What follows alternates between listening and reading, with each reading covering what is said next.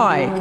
এই দুঃখ, কষ্ট, বিপদ আমাদের কোমরকে সোজা করে, আমাদের পায়ের মাটিকে শক্ত করে। চিল্লায় বলেন ঠিক কিনা? প্রতিকূল পরিবেশে কিভাবে বাঁচতে হয় এই দুঃখ কষ্ট আমাদেরকে শিখায়। এজন্য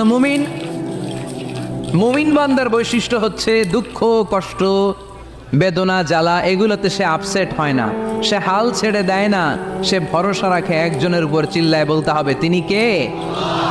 কারণ মুমিন জানে রাত্রি যত গভীর হয় অন্ধকার তমানিসা ভেদ করে সুবহে সাদিক হয়। মুমিন জানে গর্ভবতী নারীর পেটের ব্যথা যেই দিন বাড়তে থাকে ওই দিনই নতুন মেহমান আগমনের সময় ঘনাতে থাকে। মুমিন জানে তার জীবনে দুঃখ কষ্ট বিপদ যত বাড়তে থাকে সুখের দিন কাছে আসতে থাকে।